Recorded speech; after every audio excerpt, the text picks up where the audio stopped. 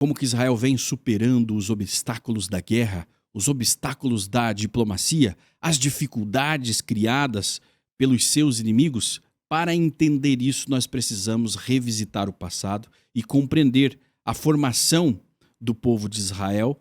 E você compreendendo esses valores milenares que mantêm Israel em pé até os dias de hoje, você compreenderá os dias que nós estamos vivendo agora. E nós também nos aproximamos de um momento muito especial de toda a humanidade, mas principalmente para o povo de Israel, para o povo judeu, que são as festividades de Rosh Hashanah, Yom Kippur, Sukkot, Simchat Torah. Nós costumamos dizer que os portais divinos, os portais celestiais se abrem e inicia-se com um momento de julgamento, com um momento de mudança de decretos positivos ou negativos, e tudo isso está refletido no que nós vamos conversar agora na Parashá Nitzavim e Vayeler, uma parashá dupla, uma porção dupla, que você examinando, você estudando, se concentrando nos textos sagrados, você consegue compreender o que mantém Israel em pé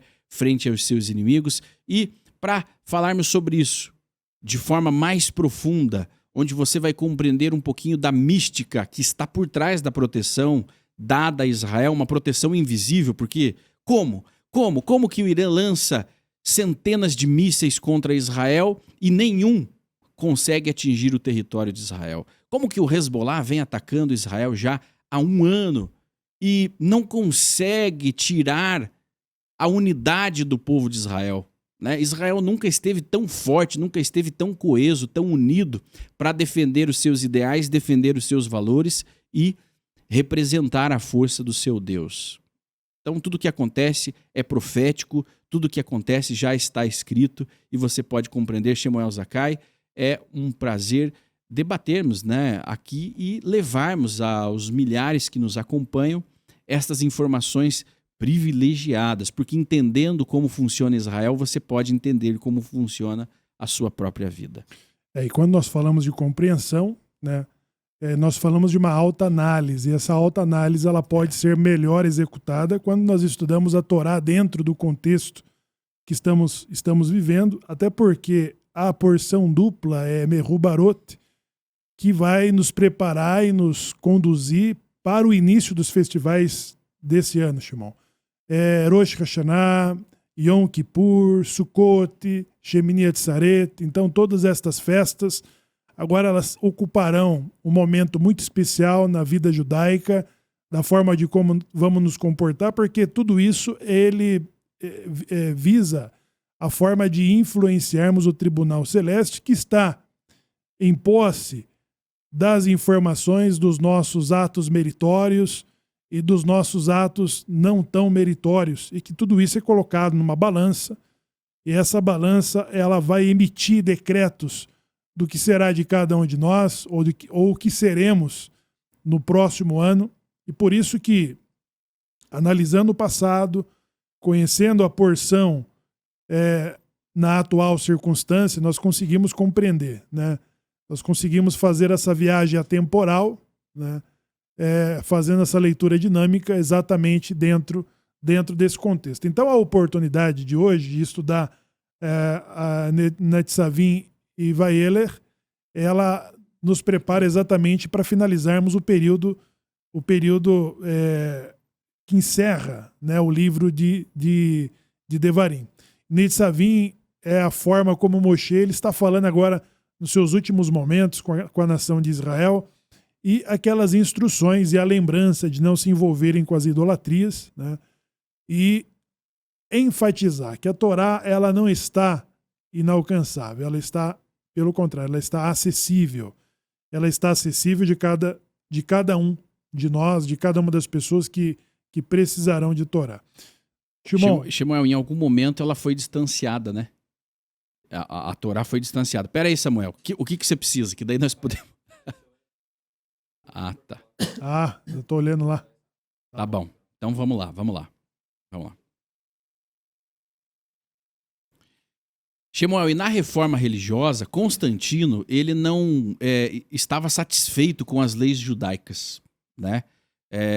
num determinado momento ele viu que essa lei não ia juntar de uma forma positiva com o que ele tinha em mente e acaba promovendo, né, e a partir dele acabam promovendo uma reforma da lei, distanciando justamente essa proximidade que até então todos tinham, porque a principal referência era judaica, né? Exato. A principal interpretação da lei, que depois ela se transformou em algo velho, né?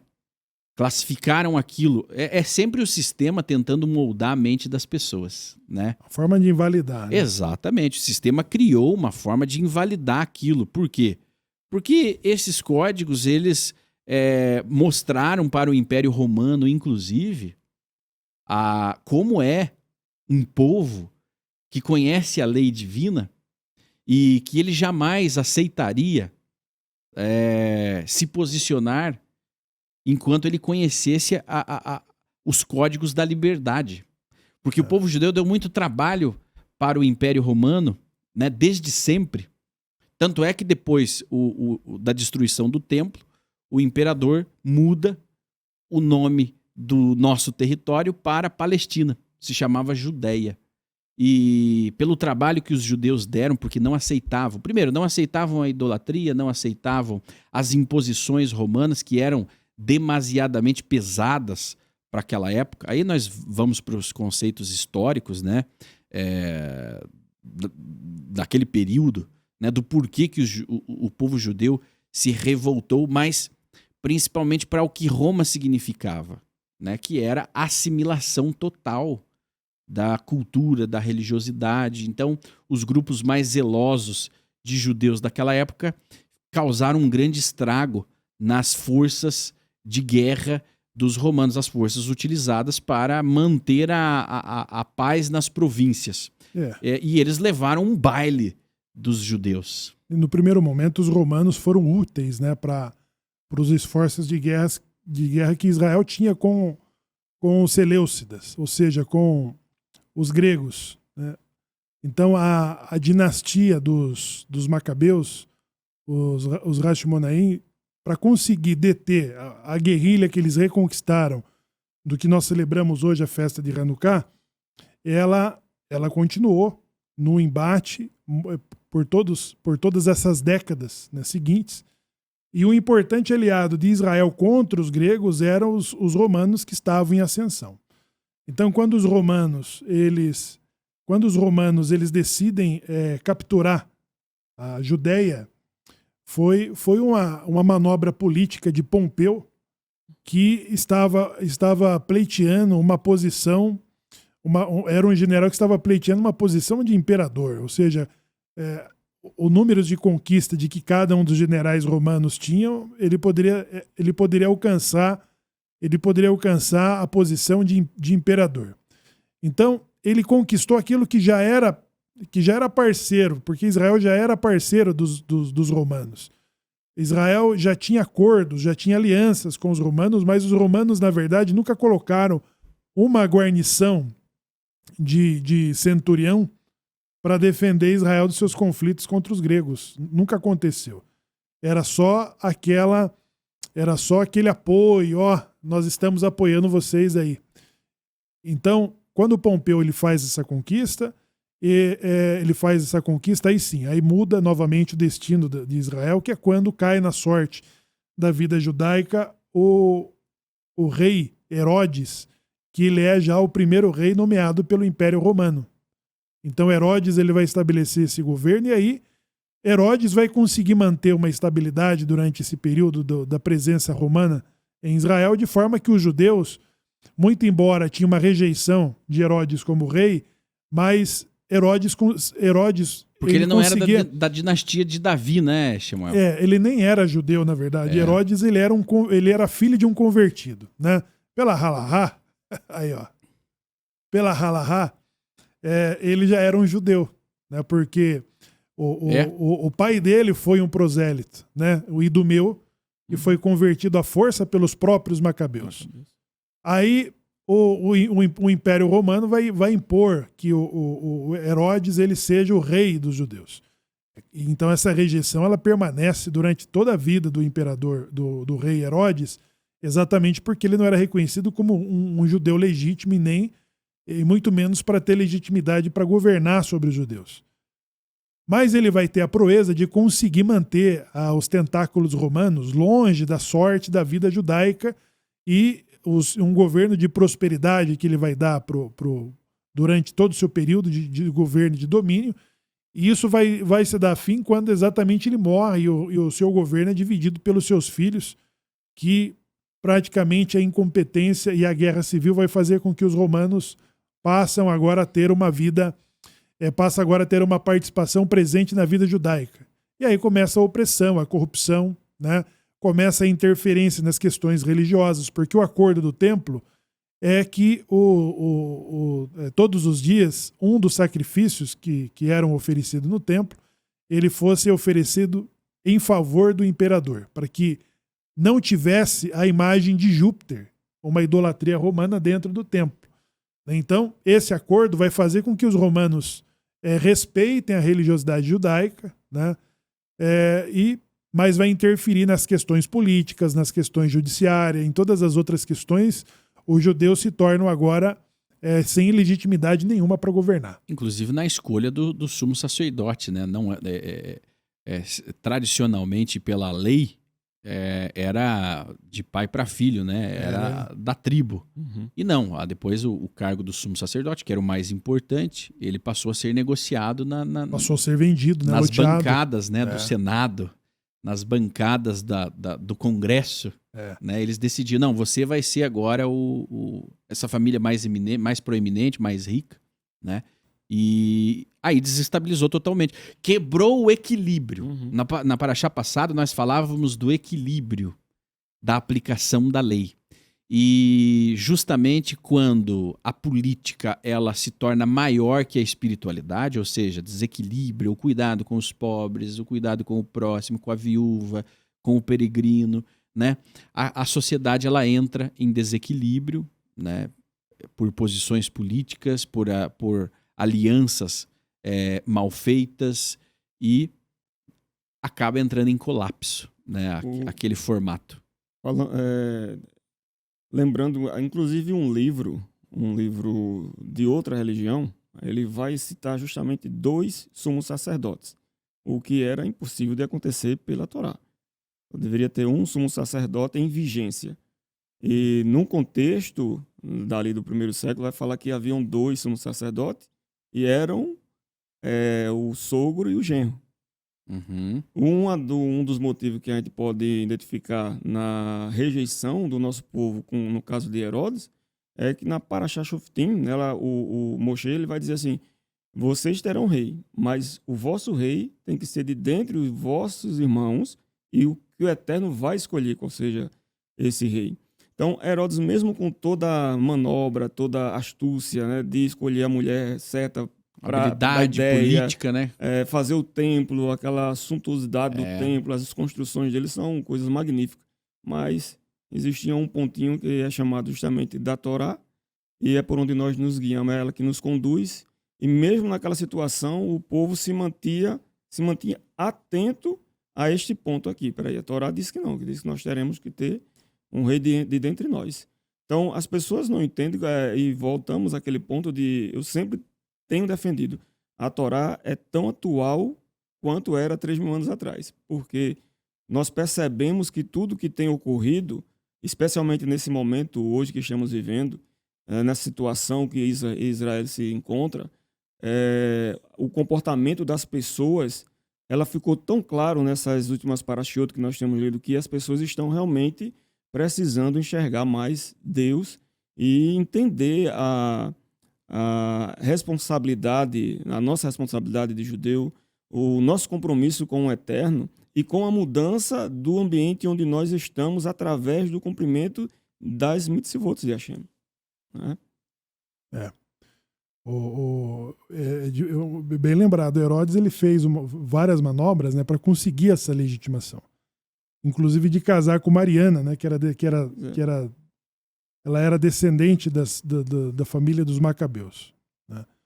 Bom, aí começa exatamente esse distanciamento, porque o próprio Bilham ele havia descrito que tratava-se de uma alternância. Quando Jacó estivesse por cima, Esaú estaria por baixo.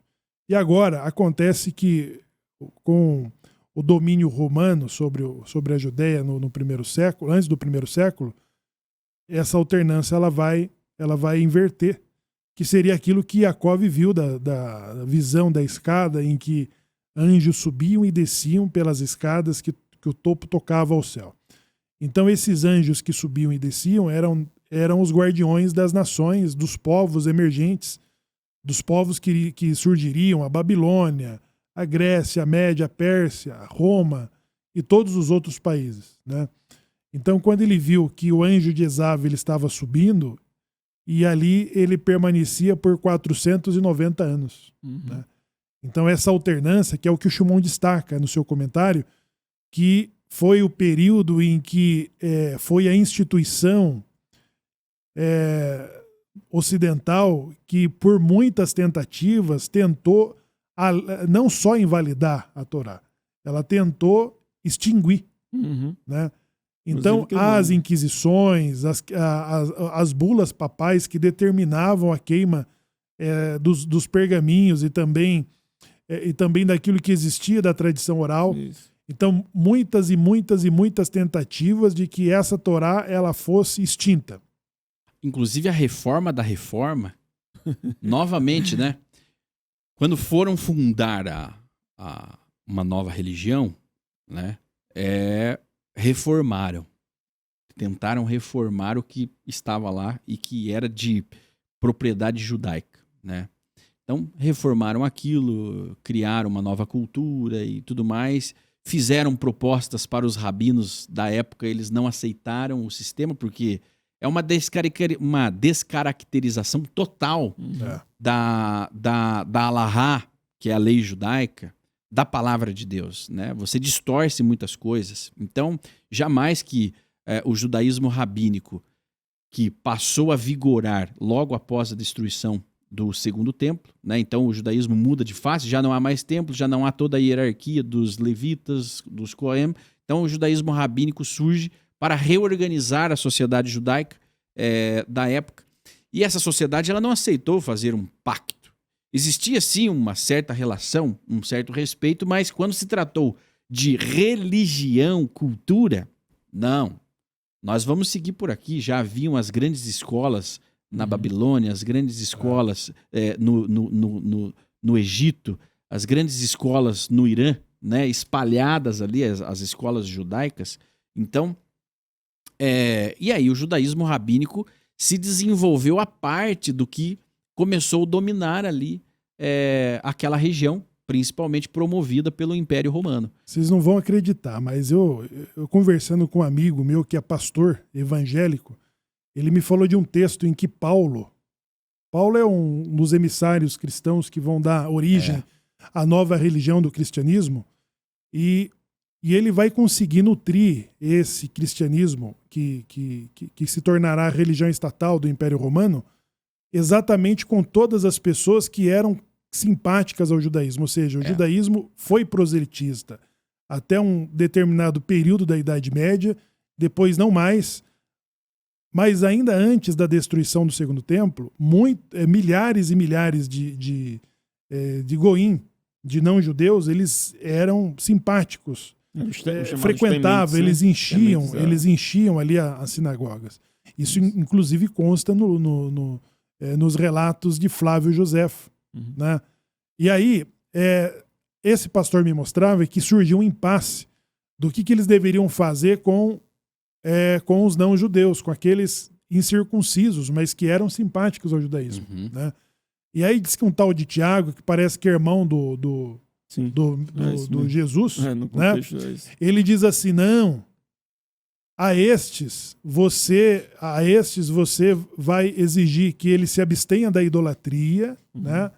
Da prostituição e do sufocado, porque as demais coisas... E de assassinato. e as demais coisas eles vão aprender todos os sábados. Isso. Ou seja, ele falava que uma coisa muito, muito semelhante que está acontecendo hoje, que era o movimento de Bnei Noah. Exatamente.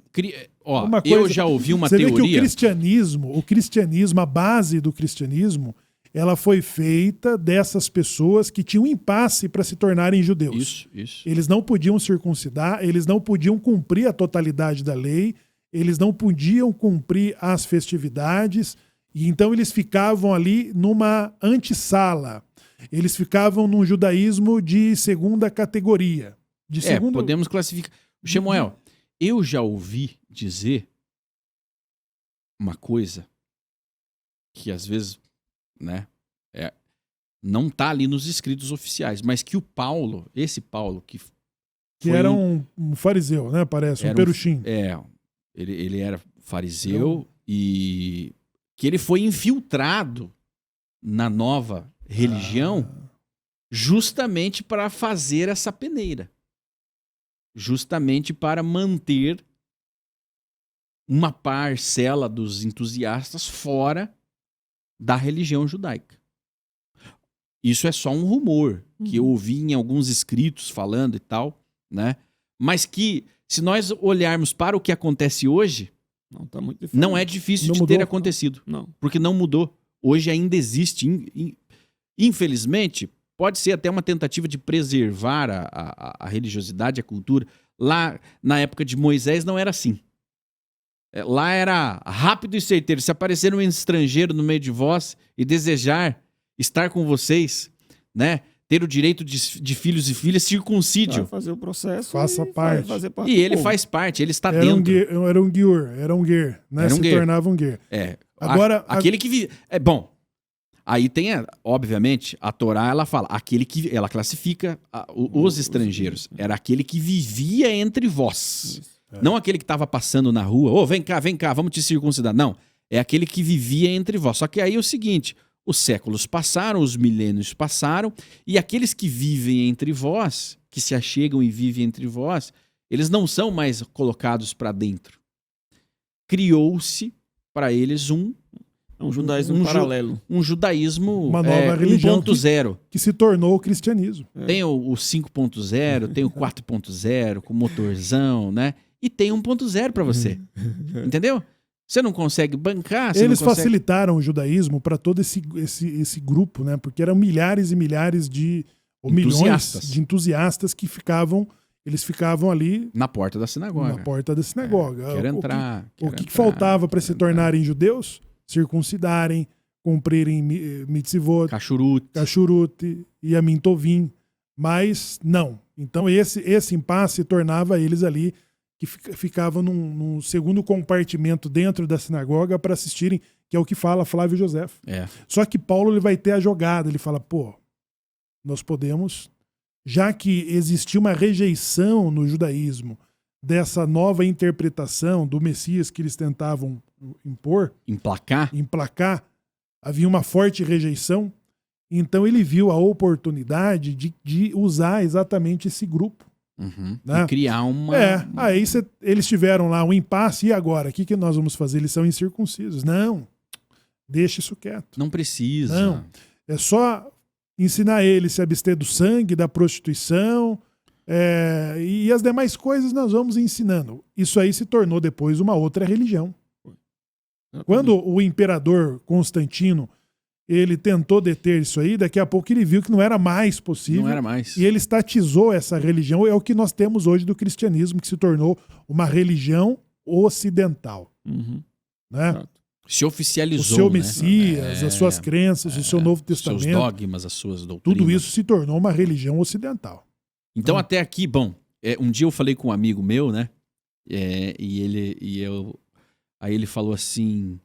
Não, mas os judeus não acreditam em Jesus. Eu falei, não, é diferente, né? Dentro do judaísmo não acredito. Mas você sabia que Jesus era judeu? Não Aí sabe. Ele falou, não. Não sabe, é desse jeito. Não, de maneira nenhuma, Jesus era católico. Eu falei, não, É desse jeito. ele era judeu. Se você ler lá, você vai ver que ele ia à sinagoga, que ele foi circuncidado, que ele estudava, procedimento judaico. ia no templo, toda uma vida judaica. Ele falou, não, o padre me disse que Jesus era católico, então ele era católico. Eu falei, então tá bom. Isso. Então tá bom, então ele é... Bom, toda a referência, todo o cristianismo e aí a igreja católica de todas as religiões que se seguiram a partir daí é a que mais se aproxima, principalmente nos ritos. Os padres usam o chá, uma espécie de chale que no judaísmo é o talit. O padre não usa um chapéuzinho como nós usamos, que é a kippah. O padre chama de solidel, né? Os determinados... O deles tem seis cortes. 6 cortes. O nosso são 4, o dele são 6 cortes. Existe o vinho na cerimônia, né?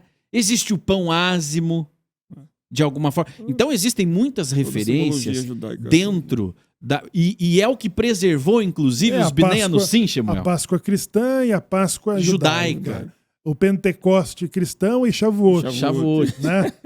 Então, então, na verdade, é isso. O Paulo teve essa jogada, ele conseguiu acertar porque ele conseguiu emplacar essa nova religião. E aí o Império também...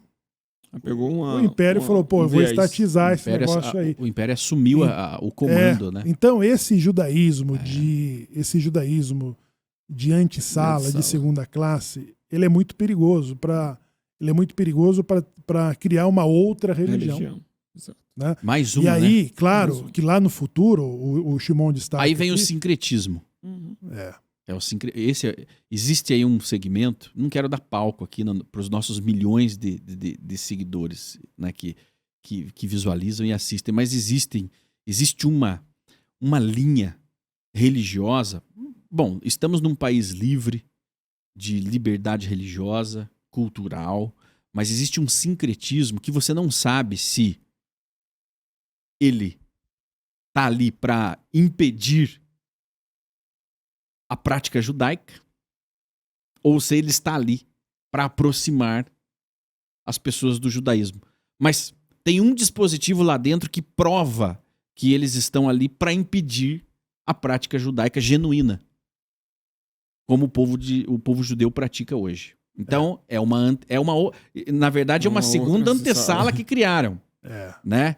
Então, nós já identificamos duas. Existe um movimento que daí está dentro do próprio judaísmo, que o judaísmo apacenta. Né? Você não precisa guardar o sábado e tal, seja uma pessoa boa e, né, não coma animal vivo. Né? E por aí vai. Bom, respeitamos muito isso porque... já é um caminho, mas é um caminho fora. Foi a solução que Tiago deu. Foi uma solução que eles são Bnei Noa, deixa eles quietos. Você não precisa circuncidar, eles não precisam guardar Shabat, eles não precisam nada. Se eles não se prostituírem, não comer carne sufocada... não se envolver em assassinatos, respeitar as leis do país. Esse movimento de Bnei Noa lá do primeiro século se tornou no cristianismo, que perseguiu a Torá na Idade Média. Isso, exatamente. Você entendeu? É isso mesmo. Porque aí aconteceu a primeira reforma, na segunda, o reformador também tentou fazer uma aliança com a comunidade judaica. Tentou. Foi rechaçado, que é Constantino. Então, se você tá vendo aí, ó, os católicos, não sei o quê, o Constantino da Reforma Protestante também tentou fazer uma aliança judaica, porque ele precisava de legitimidade. Quem ainda existia? Junto com a Igreja Católica, quem ainda existia? O judaísmo existia. Porque esse pastor fala assim, Shemuel, você fala que eu sou messiânico. Que eu creio em Jesus. Eu falei, você é messiânico. Mas os meus amigos que se tornaram Bnei Noa também são messiânicos, porque eles acreditam num Messias lá do Rabad. Também, né? Você entendeu? Também tem isso. Você entendeu, Shimon? Ixi, agora você cutucou um vespeiro, hein? Quando você tira a pessoa do... Não, mas eu ouvi isso de um pastor. É um fato. Eu tô ouvindo isso aí de um pastor, ele é cristão. Mas é isso mesmo. Você entendeu? Mas para as pessoas entenderem o contexto, né? Messiânico. Mas o que tem de errado em ser messiânico? Para o judeu, e nós, óbvio, somos uma sinagoga. Somos uma sinagoga, todo o nosso contexto... Não adianta você se ofender, porque o nosso contexto é judaico. Exato. Né? Agora, por que nós entramos nessa seara? Porque recebemos cristãos novos, filhos de cristãos novos no seio da comunidade que estão retornando, ou seja, estão fazendo o caminho contrário. Exato. Né? Então existe essa contextualização, porque geralmente nas sinagogas não discutem isso, né? Nós temos um contexto para falarmos sobre isso. Agora, o messianismo é justamente isso. O messianismo é uma barreira que ela não muitos não conseguem transpassar para realmente fazer o seu completo retorno. Ele é um fio, o último fio conectado de uma velha história que te impede de se ligar verdadeiramente à nova história religiosa, cultural. E aí, esse fio, por que ele se transforma naquilo que nós chamamos de sincretismo? Ele mistura as duas religiões. Porque não tem nada de errado em ser cristão. Nada de errado em ser cristão. Como não há nada de errado em ser muçulmano, como não há nada de errado em ser judeu. Mas quando você cria um virado, aqui no Paraná nós chamamos virado de feijão, ou minha avó colocava feijão, colocava arroz, colocava farinha, colocava, às vezes meu pai colocava macarrão e ovo naquela mistura. E ele comia, ele gostava, mas o sincretismo é a mistura. Então você pega, o que é legal no cristianismo? O Messias é legal, o Messias cristão, ele é amoroso, ele é misericordioso, ele morreu, ele se sacrificou, então vamos pegar esse Messias. Mas o que é bom do judaísmo? Olha, do judaísmo tem algumas leis que são interessantes, a roupa, a cultura é interessante. Vamos misturar essas duas coisas e vamos formar uma nova religião? E é o que aconteceu. O movimento... Aí existem agora os messiânicos, porque há uma confusão, porque você não sabe se ele é cristão ou é judeu. Ele é messiânico. Ele fala, não, eu sou um judeu cristão. Um missingélico. Eu sou um judeu cristão. E aí a confusão está feita. Por quê? Porque é o seguinte, muitas ações messiânicas anulam. O perigo está aí, não cultural, mas o perigo está em você deliberadamente anular aspectos da lei judaica, da palavra divina, reformando por conta própria aquilo. Né? Como o ponto mais nevrálgico, se é que a gente pode destacar apenas um, mas o ponto mais nevrálgico é a questão do intermediário. É a idolatria. O que levava o povo de Israel a ser cativo? O que levou o povo de Israel a ter Jerusalém destruída? O que levou o povo de Israel e o que leva o povo de Israel a perecer com pragas? A idolatria. Sempre a idolatria. Mas aí encontraram uma forma de legalizar a idolatria e dizer, tá tudo bem. Porque para o cristão ter lá o seu Messias, com muito respeito, o seu Jesus como seu Salvador, tudo certo, é o papel dele. Exato.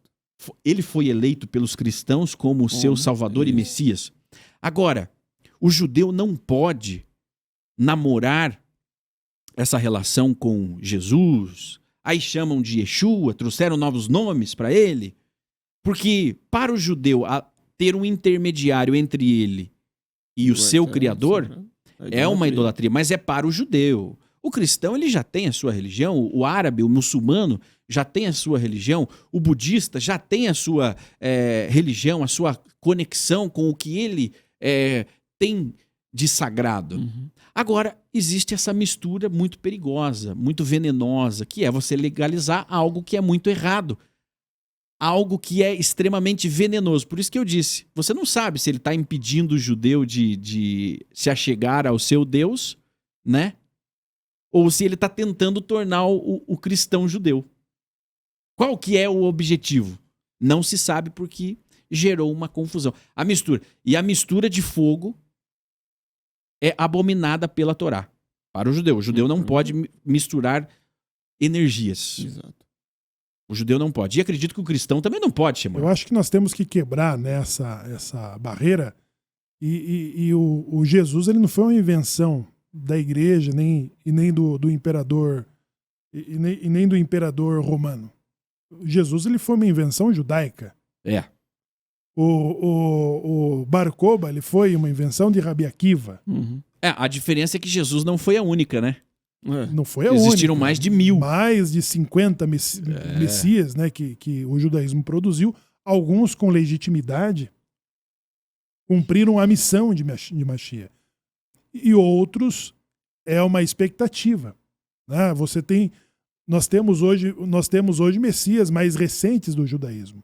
Você tem grupos da comunidade judaica que eles nutrem a messianidade em determinados mestres, rebes, rabinos. Sim. É o movimento que você falou. Que é o que o pastor disse. Como que alguns da minha igreja, eles deixaram de acreditar em Jesus e hoje eles estão acreditando num rebe. Qual que é a diferença? Eles deixaram de ser messiânico? Continuam sendo messiânicos. O Mashiach. Mudaram só o Messias. Só mudaram de candidato. De candidato. Então, na verdade, são todos candidatos. Mashiach, a Parashá Nitzavim Vayeler, ela está dando uma indicativa de que o primeiro Mashiach, ele é considerado Moshe. Ele tirou os hebreus do Egito. Ele trouxe redenção. Né? Então, agora nós somos arremetidos para a Era de Mashiach. A Era de Mashiach é o descendente de Davi que vai cumprir com as características definidas pela Torá e pela tradição oral. Né? E nesse meio, entre Moshe e a Era de Mashiach, foram colocados dezenas de candidatos a Mashiach. São candidatos. Por quê? Porque nenhum deles cumpriram com a missão e o papel que a Torá descreveu. Só que alguns levam esses candidatos muito a sério. O Moshe já era define, referência, né? Já define. No caso, o cristianismo definiu que Jesus foi o seu Messias e cumpriu. Eles conseguem interpretar. Uma vez, bem no final, quando ele insistia, né, de que esse era o candidato, ele falou, mas é preciso acreditar. É preciso, porque ainda faltam alguns requisitos, né? Mas, então, o Jesus, ele foi eleito pelo cristianismo como Messias, como o Rebbe, né, de alguns movimentos, também foi o eleito, não, ele é o Messias, estamos esperando. Inclusive, tem alguns movimentos pequenos em Israel que dizem que o Messias já está lá, já está caminhando por lá, né? Outros dizem que está governando, os mais radicais, né? Outros dizem que é Benjamin Netanyahu. E os que acreditam que ele vai ressuscitar. Não é só o cristianismo. Não é só o cristianismo. Não é só o cristianismo. Não é. Ainda tem isso. Como o Chamal falou, tocou num ponto aí que lembra o seguinte: a referência de Mashiach é Moshe. Não é isso que o Eterno diz na Torá? Levantarei dentre teus irmãos um semelhante a ti. Ou ele disse, um semelhante a mim. Moshe disse para o povo. Então, para ser semelhante a Moshe, tem que seguir os requisitos. Tem várias interpretações desse texto que você está mencionando de Devarim. Por exemplo,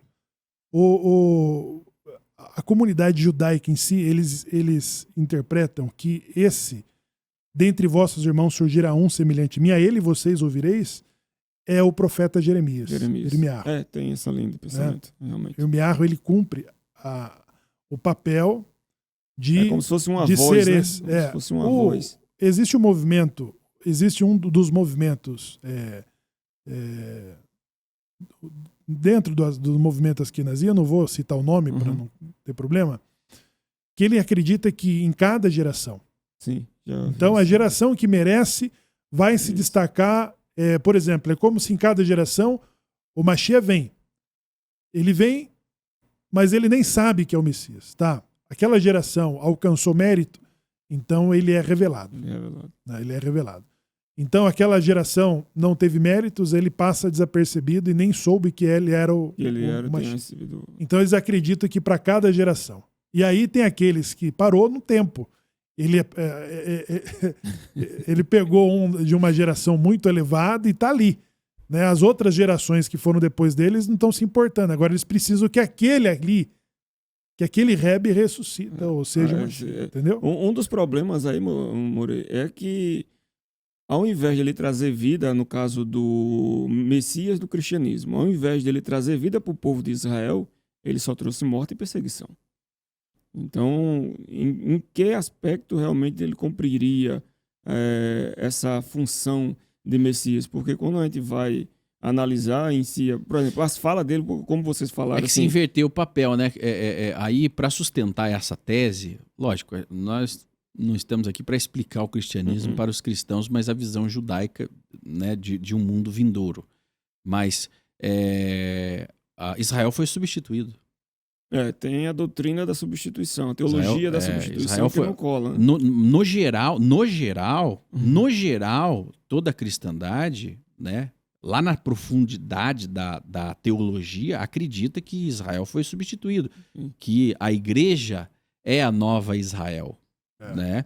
Então justifica totalmente aquele Messias, porque ele fez o papel para a nova igreja. Ele não... Aí tem aqueles que acreditam nos selados, 144 mil, daí também. Tem né, outros números, né, 1.400 e como que é? 144 mil. 144 mil. E depois as tardes e manhãs, a grande multidão e por aí vai. Bom, são inúmeras teologias diferentes, cada uma com uma linha. Mas no geral Israel foi substituído pela igreja.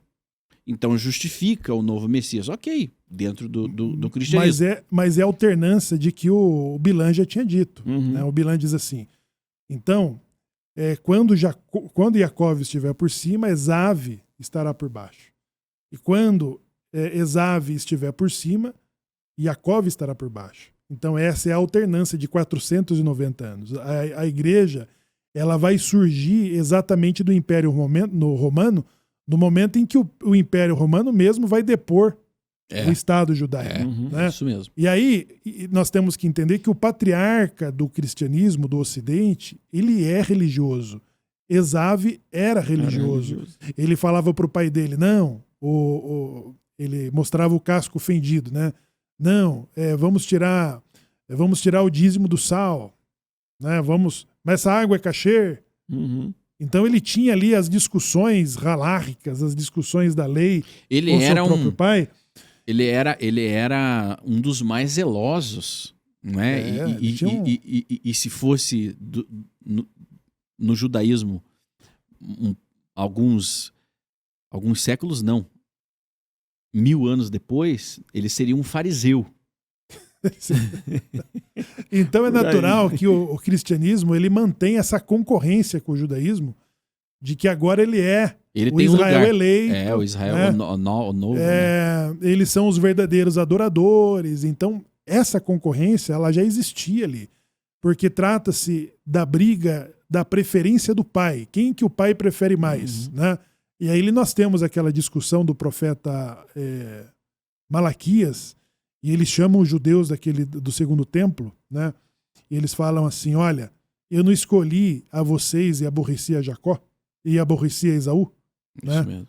E por que vocês profanam a minha mesa? Por que vocês me roubam? Né? Porque já existia uma comparação. Já existia uma comparação para aquela geração. Se ela não se elevasse, eles seriam exatamente substituídos. E aí vem fala de muitos profetas que diz assim, visto que vocês me provocaram ciúme, eu vos provocarei com gente que não é gente. Né? Então nós temos que conviver, né, com o nosso papel. Né? Não, hoje o judaísmo e o cristianismo estão defendendo o Ocidente. Sim, estão defendendo são aliados, o Ocidente. São aliados número 1. São os nossos irmãos. Agora, o que chama a atenção é o sincretismo entre uma coisa e outra. Porque hoje existe uma... Hoje cada um ocupa o seu lugar, Samuel. Sim. Não existe mais... São distintos. São distintos. E desde que Israel volta a surgir em um só dia, cumprindo uma profecia, o lugar já foi ocupado novamente. Pronto. Já foi ocupado. O próprio cristianismo pisou no freio e disse, não, Israel está lá, a nação sacerdotal está lá, e nós ocupamos agora o nosso lugar no mundo. E vamos trabalhar juntos para trazer um equilíbrio mundial. É o que acontece hoje. Agora, o sincretismo entre uma coisa e outra que virou A proibição é a mistura das energias. Mistura de fogo. A mistura de fogo. Ou você é cristão ou você é judeu. Ah, mas eu posso ser os dois? Não. Pela lei judaica, não. E pela lei cristã também não. Também não. Não mesmo. Você não está nem lá e nem cá. Você está onde? Você está num vácuo. A Inquisição surgiu exatamente para eliminar essa mistura. Isso. Porque você tinha cristãos novos que eram judeus que foram convertidos ao cristianismo, que estavam praticando o judaísmo. A força. Né? Eles estavam praticando o judaísmo. Então, o que a igreja criou? A igreja criou um tribunal do Santo Ofício, né? E passou a julgar como crime de heresia todos os cristãos novos que eram judeus que estavam praticando o judaísmo. Então, a igreja também não admite que o seu cristão, o seu devoto, ele misture as crenças. É Esaú tendo ciúme de Jacó na Inquisição. Os judeus tiveram grande destaque. Era uma parte daquela população ali europeia muito próspera, né? Dominavam as finanças, tinham propriedades, a coroa devia para os judeus, né? E o ciúme, ele ficou escancarado. Então, passou a demonizar o judeu e a prática judaica, justamente para tentar reverter essa... Porque os judeus estavam aqui do lado. Quem era o principal conselheiro da coroa espanhola? Era um judeu, o mais proeminente da sua época por sua competência com os números. Dom Isaac Abravanel. Descendente de Davi. Descendente de Davi. Então ali, ó, houve esse revés. Nós sabemos hoje, os irmãos católicos que estão aqui, né? Você sabe a história da instituição, nós também não estamos aqui demonizando a Igreja Católica, muito pelo contrário, ela tem o seu papel no mundo, embora o Papa está decepcionando, o Papa nivelando Israel com um terrorista. Você tem que cobrar o seu Papa, hein? Cobra ele lá, porque não é justo. Quando você nivela Israel ao nível do terror, você chancela os atos do terror e não de Israel. Entendeu? Então é perigoso o que o Papa está fazendo. Mas houve um equilíbrio no mundo, ele foi restaurado esse equilíbrio. Hoje, Esaú e Jacó, eles estão enfrentando um movimento radical de extermínio que quer exterminar os dois. Exatamente. Esaú e Jacó. Ele quer é uma nova substituição. Nós vamos criar agora aqui um novo domínio global. Não será nem cristão e nem judaico. Ele será radical, islâmico, xiita e altamente mortífero, né? Mas aí voltando agora para a mistura, essa mistura ela não é aceita nem por um e nem por outro. Nós vemos aí, você pega ali professores católicos, né, ferrenhos, ou protestantes, não admite-se a mistura, né? Não. Ou você está pela graça ou você está pela lei. Exatamente. É um ou outro. Mas criaram aí essa instituição que não chove e não molha. Tá nessa. E para que ela serve? Eu faço a pergunta. De repente você que está nos acompanhando está passando por esse momento, está passando por essa fase. E aí, você está mais próximo de realmente receber a lei por inteira ou você está sendo afastado dela? Que análise você faz? Né? Porque nem lá e nem cá, por enquanto. Né? E esta paraxá, ela fala justamente disso, dessa transição, uma despedida de Moshe, né? Ele se aposentaria compulsoriamente, né? Porque pela vontade dele ele seguiria ainda. Né? De repente Moshe, se dependesse da vontade de Moshe, ele estaria até hoje na liderança. Pelo amor que ele tinha, pelo amor ao projeto que era Israel, né? Mas há uma transição. E aí, essa transição, ela muda a personalidade da liderança de Israel, né? Para Josué. Mais jovem, já entendendo a nova geração, mais habituado aos anseios daquela geração e aos anseios divinos para aquela geração, porque Deus tinha um outro projeto e era totalmente diferente da vida no deserto. Primeiro, Israel precisou passar por uma mudança de mentalidade, onde ele deixou de ser escravo para ser senhor. Só que para ele ser senhor da terra, ele precisaria ser preparado. E aquela geração mostrou que não estava preparada para ser senhor daquela terra. Terra que emanava leite e mel, uma terra que consumiria os seus moradores, né? Passou por uma purificação e Moshe foi esse líder. Agora, vivendo na terra e tendo que observar as leis ligadas à terra, aí era um novo período, uma nova era, e o judaísmo ele passou por esses períodos e novas eras, né? Por toda a história. Tanto é que ele continua preservado até os dias de hoje. Ele conseguiu se adaptar. Meias perseguições. Em meias perseguições. Então, essa ligação com a Torá, né, que no primeiro momento aqui ela deveria ser lida a cada 7 anos, um ciclo, né, de cada 7 anos. Isso mudou exatamente na segunda comunidade, quando Esdra Hassofer, ele vai liderar a grande assembleia que vai democratizar a Torá. Na primeira comunidade era o rei que lia, né? Os súditos sentavam lá, quando os reis assumiram, né? Os súditos sentavam e ele lia para os súditos ele tinha uma obrigação de ler a Torá, de conhecer a legislação. Ele tinha que ter uma cópia consigo e tinha que fazer a leitura pública, né? Então essa leitura pública, a nação tinha acesso a cada 7 anos, não tinha um pergaminho, né, para ser analisado. Então por isso que temos ali aqueles reencontros com os pergaminhos que nas reformas que eles ficavam emocionados, porque exatamente o povo já tinham passado ali períodos sem fazer a leitura. O tempo. Então essa democratização ela vai acontecer exatamente na ausência da destruição do primeiro templo. Então essa mudança vai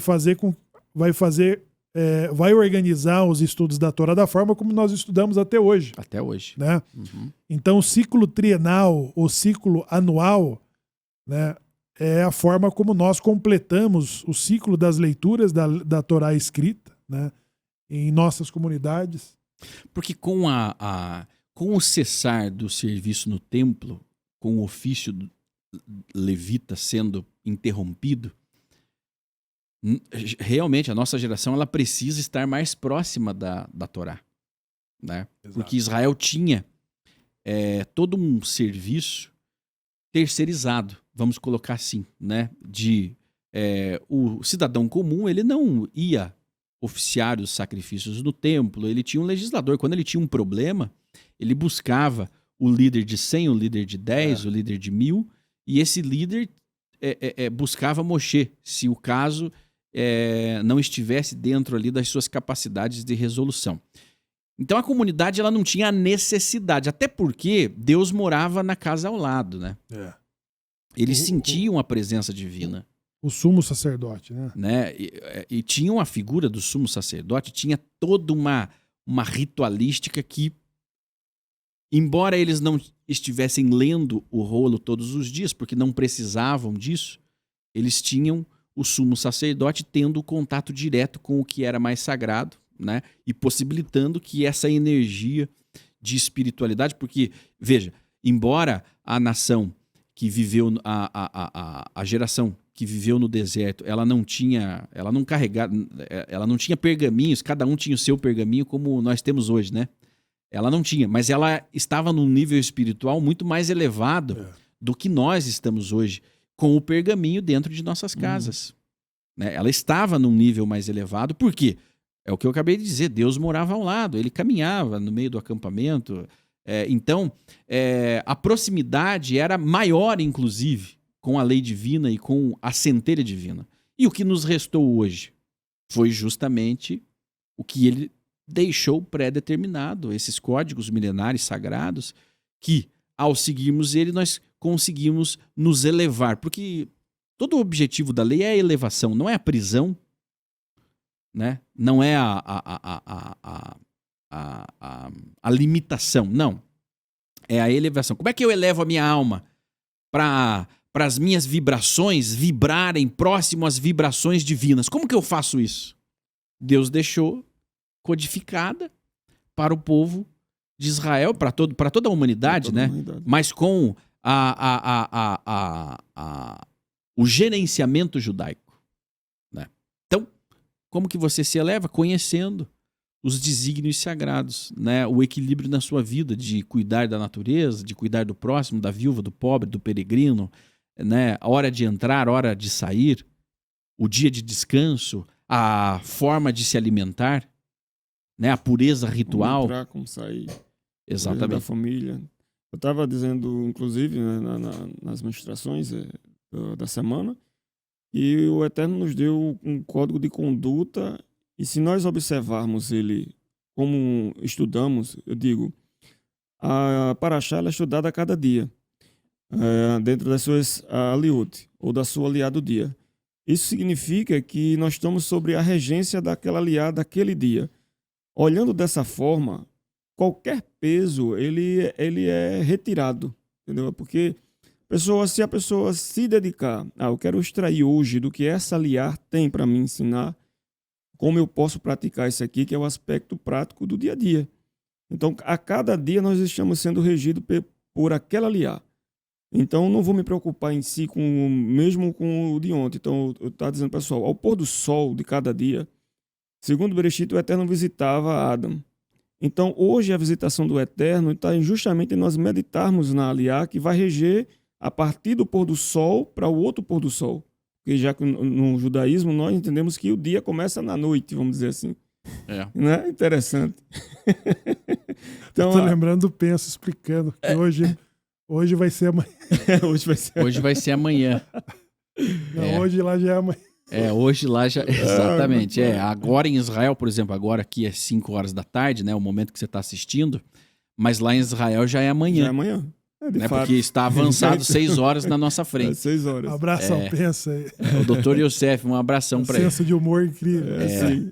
Mas é exatamente isso. Então, assim, até o início do dia é diferente. É diferente. Não vira meia-noite, né? Para o judeu. Para o judeu é o pôr do sol, o aparecimento das estrelas, das primeiras estrelas, né? Inclusive uma tradição dos criptos judeus brasileiros não aponte o dedo para a estrela. Por quê? Nasce verruga, menino. Mas por quê? Porque o judeu conta as estrelas para declarar que começou o sábado, que terminou o sábado e por aí vai, né? Exatamente. Então, é um momento de transição e, Shemuel, nós estamos também na véspera de um momento de transição, de bons decretos e maus decretos. E Moshe aqui, ele profetiza, né? Ele profetiza, no texto da segunda parte dessa paraxá, que ela é a junção de duas, né? Na parte Vayeler, há uma visão de que o povo se afastaria de Deus, né? E que ele precisaria de uma redenção no futuro. Bom, é o contexto que estamos estudando nas últimas porções, né? Do ano, né? Do ano. Né? E principalmente a última agora, que Tavô, Devarim 28, é o mais duro, a mais dura realidade que se cumpre com precisão, que descreve exatamente o período em que todas essas mazelas elas se cumpririam na vida judaica dos mais diferentes lugares para onde fomos espalhados, né? E que também ela indicaria que o seu final, a indicação do seu final também está ali escrita com precisão. Hoje nós entendemos, até pela interpretação rabínica da Torá e também dos profetas, que esse período ele seria finalizado exatamente com a remoção do cativeiro. Então, o que nós identificamos como remoção do cativeiro? Hoje, é muito claro para todos nós, e até para não-judeus, isso é muito claro, é a criação do Estado de Israel, é a remoção do cativeiro. Esse cativeiro foi removido, e depois da remoção do cativeiro, nós temos um outro fenômeno que acontece, que ele só podia acontecer depois da remoção do cativeiro. A remoção do cativeiro é a criação do Estado de Israel de 1948. E abre, então, a reunião dos exilados, né? Então nós começamos a entender que os países, nos últimos 75 anos, estão devolvendo seus judeus para o seu próprio lugar, né? E também essa reunião, ela não abriu mão daqueles que foram convertidos ou até que se converteram ao cristianismo no período do século XVI, que foi o evento mais recente, né, salvo o Holocausto, né, que antecedeu a criação do Estado de Israel. O grande evento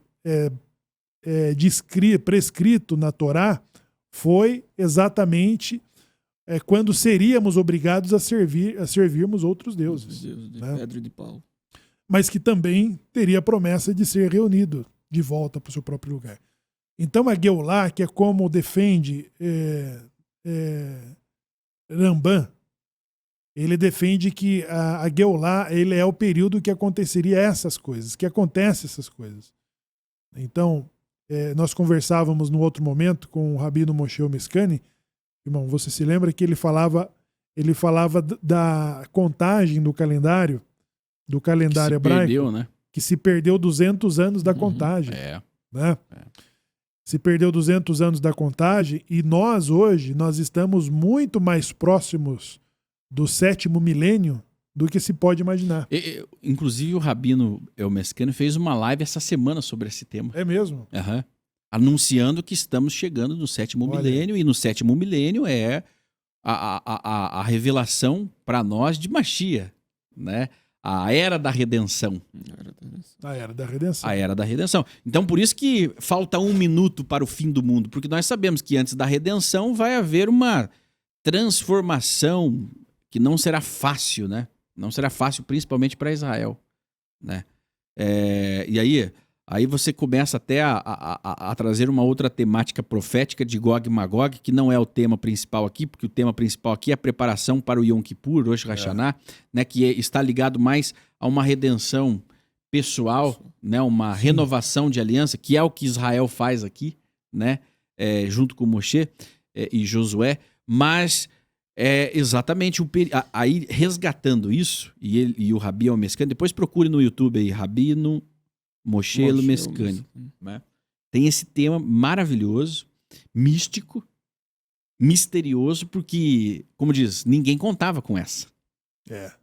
Ninguém contava que se perderam 200 anos de contagem do calendário.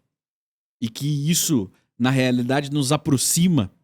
Para nós judeus não é um final. Se você tiver a curiosidade de saber o porquê que não é um final para nós, continue acompanhando aqui que nós vamos trazer, porque a perspectiva é outra, né? É totalmente diferente. E aí entram os fatos curiosos, né? Cada religião tem o seu Olam Rabá, que nós chamamos de mundo vindouro, o reino para os cristãos. Eu não sei como que os muçulmanos esperam esse momento, né? A redenção final. Como que os budistas também esperam. Você pode escrever aqui no chat ou nos comentários, mas o judaísmo tem uma perspectiva diferente, por exemplo, do cristianismo, do que se espera aí para esta era messiânica, né? E cada movimento cristão e cada movimento judaico vai ter ali os detalhes do que ele espera. Existem os movimentos mais místicos, né? Existem os movimentos mais céticos, mas cada um vai ter uma perspectiva diferenciada a respeito dessa era. Mas todas são unânimes, vai existir uma virada global. Exato. A era da redenção Os cristãos esperam Jesus vir governar, né? Os judeus esperam o Messias. Os muçulmanos também têm a sua messianidade. Vamos colocar ali o seu Messias. Cada um espera. O que acontece a partir daqui? Bom, aí... Bom, cada um que conte o seu, né? Acontece que os cristãos se tornaram muito previsíveis, obviamente, né? No judaísmo já não há essa... O judaísmo existe as diferentes expectativas. Sim, dentro do próprio judaísmo. Mas aí o cristianismo ele se tornou tão previsível que, principalmente das linhas mais... a linha do protestantismo, eles estão preparados exatamente para encarar a expectativa judaica de Mashiach. Para os cristãos vai se cumprir mais como o anticristo. Exatamente. Aí Jacó e Esaú se tornam antagonistas de novo.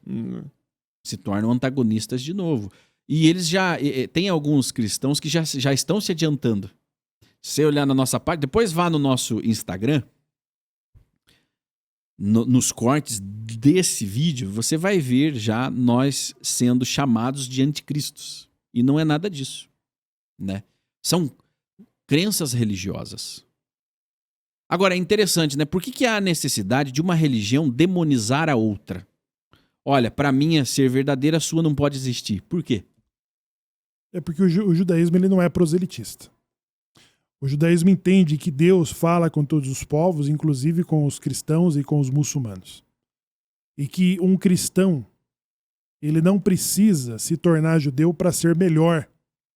Ele não precisa se tornar judeu para ser salvo. Para estar próximo de Deus. Ele não precisa se tornar judeu para estar próximo de Deus. Não. Seja cristão. Seja fiel aos seus valores, né? Agora, o cristianismo e o islamismo são proselitistas.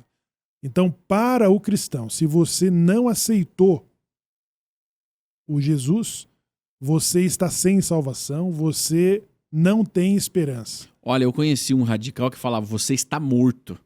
Você está Ele morto. era bem, ele era bem fiel, né, à sua doutrina. Porque aí existem a teologia. Existem as leis universais que equilibram o mundo, que servem para judeus, para cristãos, para muçulmanos, para que haja um equilíbrio. E existem os dogmas e as teologias. Essas trazem essas divergências.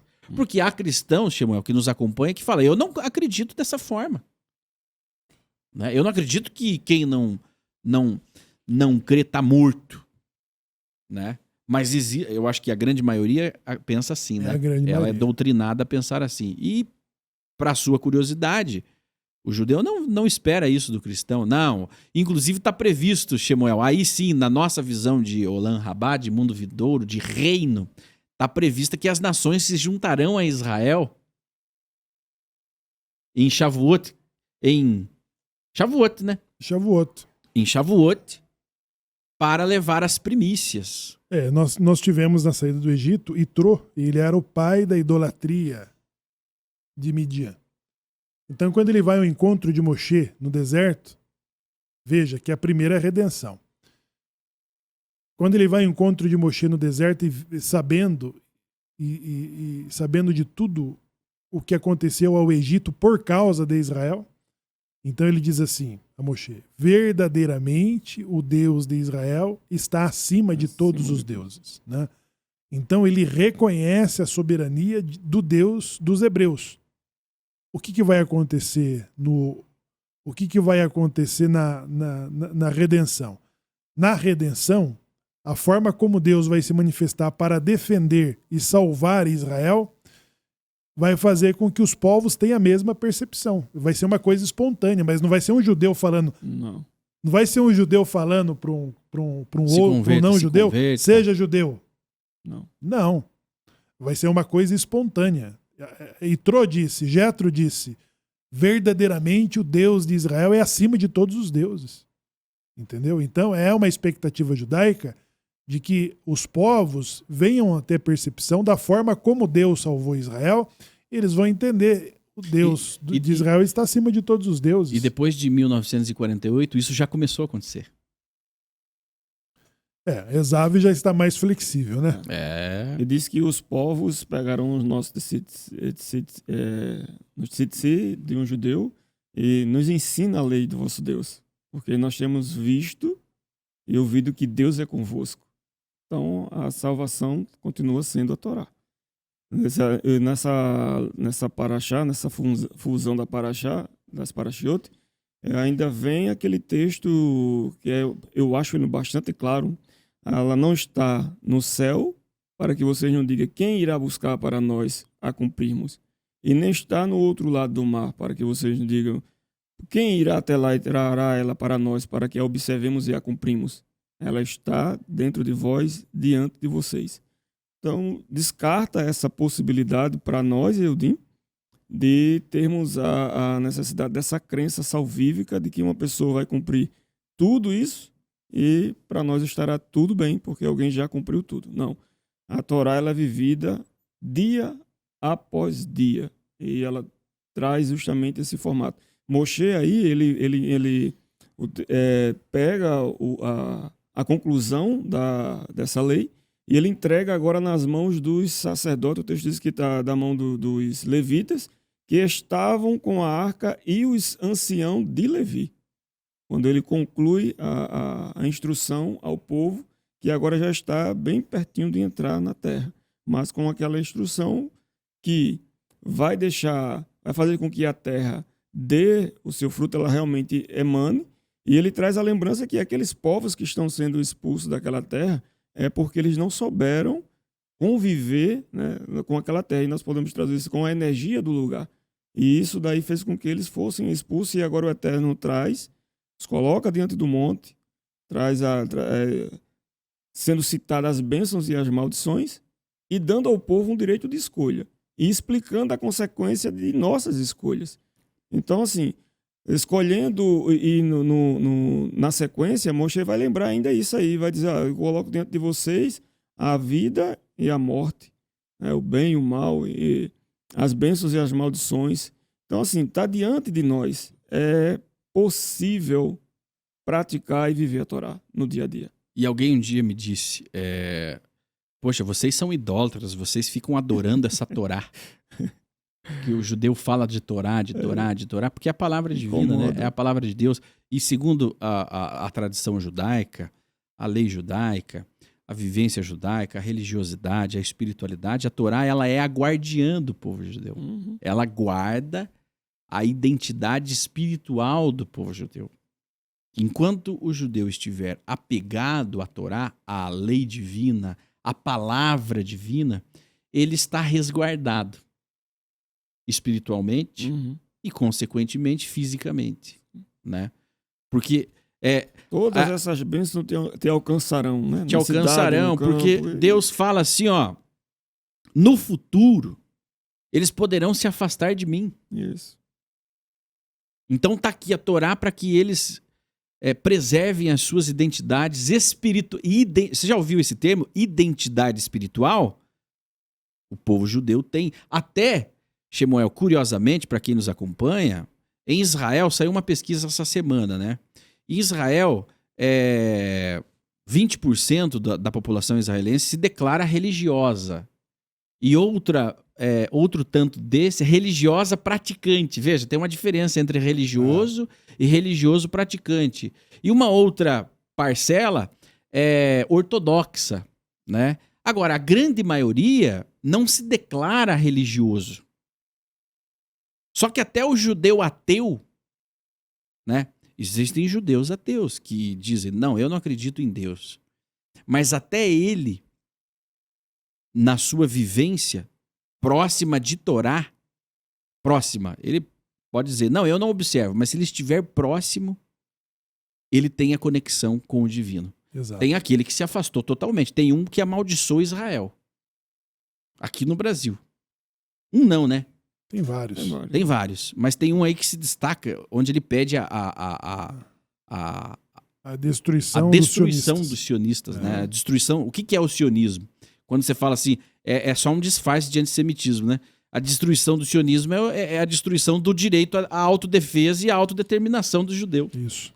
E uma coisa que dentro um nazista disfarçado. Dentro de todos esses grupos que você cita, e voltando nesse ponto aí que você conclui com a questão do sionismo, todos esses grupos são unânimes. Mesmo o judeu ateu, ele é, no seu íntimo, sionista, e quando ele é entrevistado, ele defende a terra de Israel para os judeus.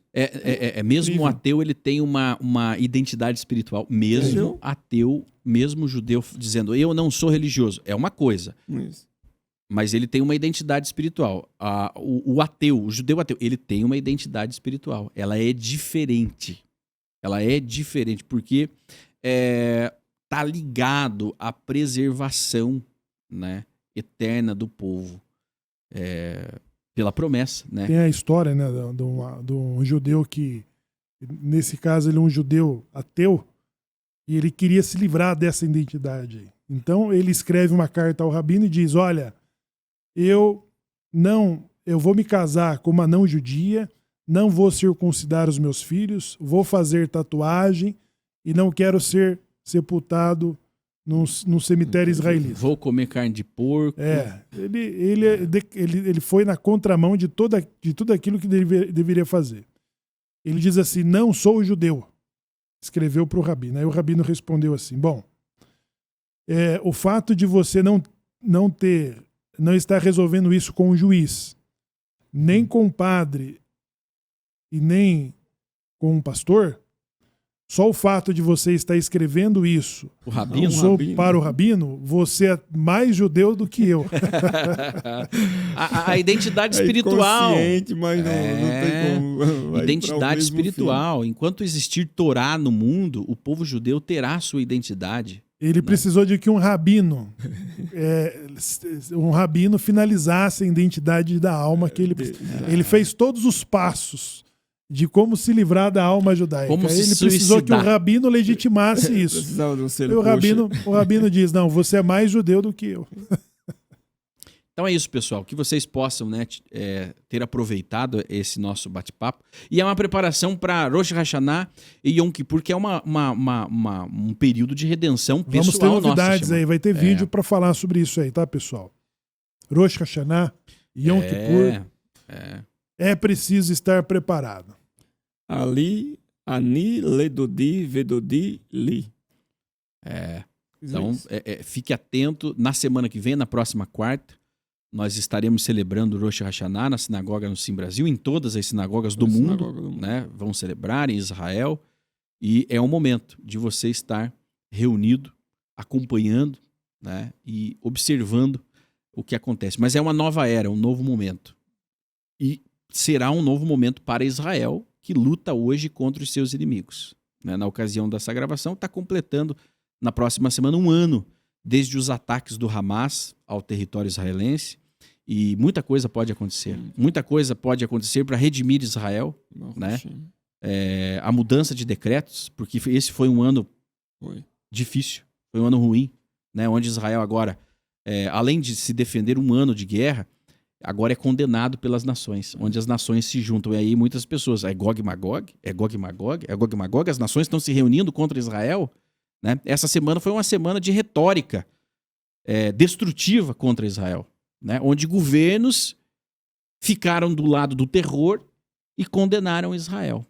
Né? E isso é preocupante. Todas as vezes que Israel está contra o muro, Shemuel, todas as vezes que Israel é colocado contra a parede, e aí, qual é o estopim? O estopim é quando Israel estiver totalmente cercado contra a parede, onde até os seus aliados vão estar do outro lado, e ele vai apertar um botão. Um botão que pode mantê-lo vivo. E é aí que as coisas mudam completamente de figura. A energia das nações já está no ponto para se levantarem contra Israel. Isso. Não precisa vir um grande inimigo, né?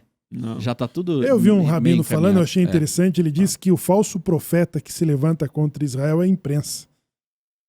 Sabe que eu passei a concordar com ele? Eu falei, poxa, hoje quando eu escuto a imprensa, né, ela trazendo ali sobre a reputação de Israel, faz sentido. Né?